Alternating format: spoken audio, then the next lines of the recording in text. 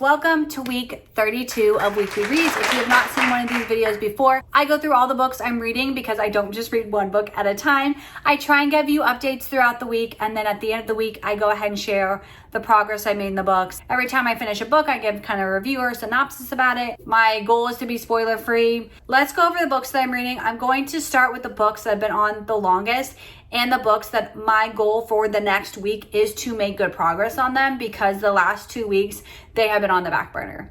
And that is the Bible. I have a yearly plan, and just with my schedule completely changing, I have not gotten a good rhythm of that, and I don't believe that I have listened or read it for a week. So that needs to change, as well as the Gratitude 365. I think I've done 1 or 2 prompts in the last 2 weeks. That needs to change and be worked on. And then Breaking Free by Beth is my devotional. And again, it goes with the Bible reading, and so I do them about the same time. So if I forget the Bible, I'm going to forget Breaking Free. If I forget Breaking Free, I'm forgetting the 365 prompts. So they all very much are tied together in my brain, but I like having them all together. So if I do one, I'm going to do the others, but if I do none, I do none. But those are the first 3 books that I'm in the middle of, that my goal for the next week is to find the best time to do that. The next book is my physical book. This one also I want to find time for, but I think the first 3 are much more important. It is One Texas Cowboy Too Many by Carolyn Brown. It is the 3rd book in the Burnt Boot Texas series. It's a cowboy series where there are 2 feuding families, and it's been very prominent throughout the books. But this is the first book that we have a character, our female main character Leah is from one of the feuding families. And so we're getting a look into the families a little bit, and then her thoughts on what is happening in this feud, because this feud is insane, just insane. That is our female main character. Our male main character is new to town. He's a cousin for one of our other characters, and so he's in a neutral zone, and he's learning about the feud for the first time, which,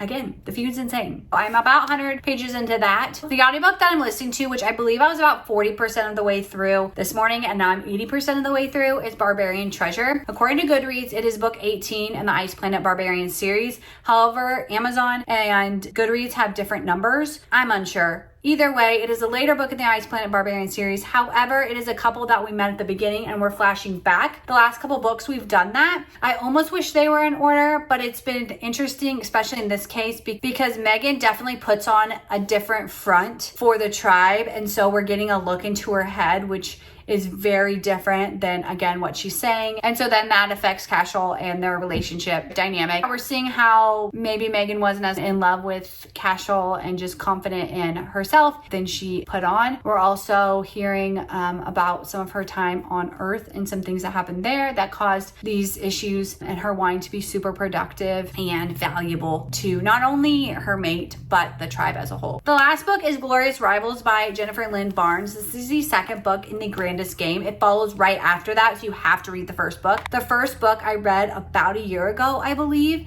and I remember it having so many characters and me getting so lost on the characters. So when I opened the book up and saw the points of view again, I was like, oh no. Some of the characters are gone. They're still characters, and so it's going to take me a second to get back into that book and remember all the characters, so I'm a little bit nervous about that, especially because I read the first book such a long time ago, and I've read so many books between then and there. We'll see how it goes. So hopefully it's written so that will remind me of things as they pop up and they're important, because this is even a spin-off series from the Inheritance game. So you have characters from the Inheritance games trilogy, and one of them is in the game, and in that book and these books there's puzzles, and so it's a really fun read. I just feel like it takes a lot of mind power, a lot of concentration. We're gonna see how this book goes. We're gonna see how the week goes. Hopefully now that life is busy but we have a schedule, it will go a little bit better, but we'll see. Update on my Bible plan on how far behind I was. I opened the app and it said 11 missed days.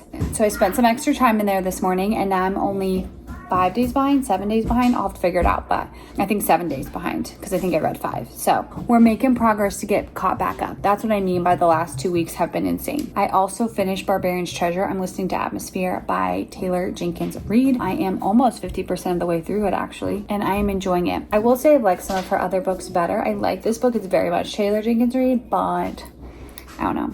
I like some of her other books better. I finished 4 books during week 32 and I did not give any more updates. So we're gonna go over the 4 books I finished and my thoughts on them and reviews, and then we'll get back to the end of week 32 and we'll share the books that I'm currently reading. One of the books I finished was Barbarians Treasure by Dixon. It is book 18 or 20, depending on where you look, in the Ice Planet Barbarians series. It is again a couple that we have known, Megan and Cashel, and we see that their residence wasn't as happy as we thought. Megan's about to go into labor again, and so she ends up telling the story of her first residence and that she put on an act of this happy residence where in reality Megan and Cashel definitely had some problems they needed to work through, which is understandable because a human being put on a blue alien planet and then trying to find her own community and feel worthy.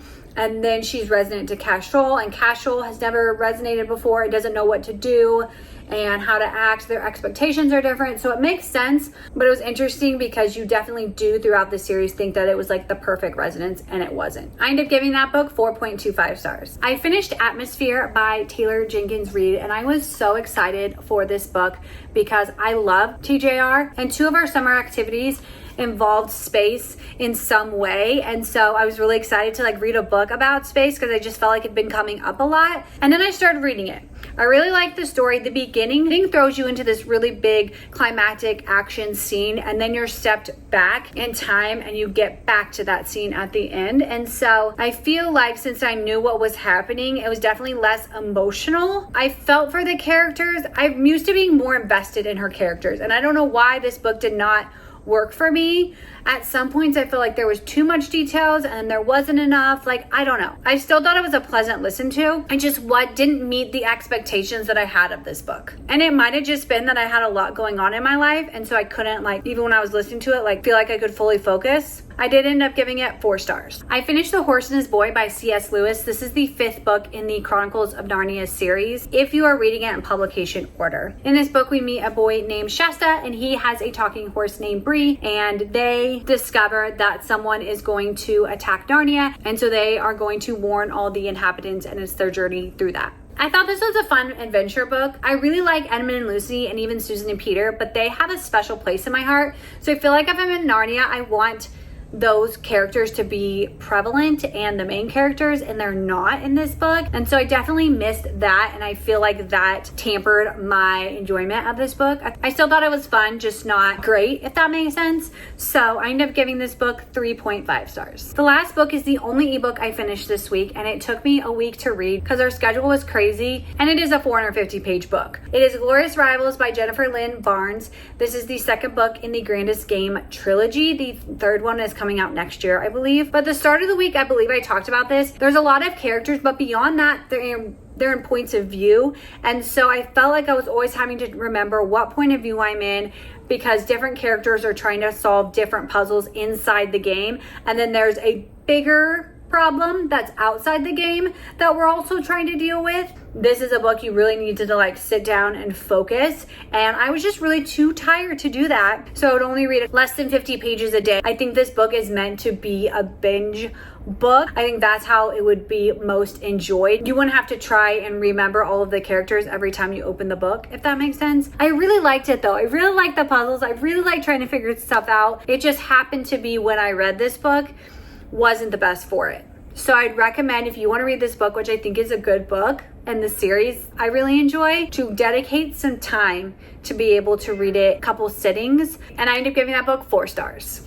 It is the end of week 32, so let's go over the books that I am currently reading. Last week was crazy in terms of schedules. I don't feel like I've ever read that little in a week for a very long time, minus like a vacation that I can remember, but that's okay. I was going to bed early because I was really tired, and waking up early, but just to get things done. And so not a lot of reading happened, but we're going to talk about the books that I'm currently reading because I am slowly making progress, and probably a more realistic progress for a majority of people. As I said, I was 11 days behind in my Bible reading plan. I worked really hard for 2 days to kind of try and get caught up, and now I feel like I'm 11 days behind again. So, Yes, and that means my gratitude journal didn't move very much. And Breaking Free by Beth, which is the quiet time book I'm doing with my Bible reading, I think I'm almost 60%. So I did make like 20% progress on that, which is great. I want that to be done by next week. In week 33, I want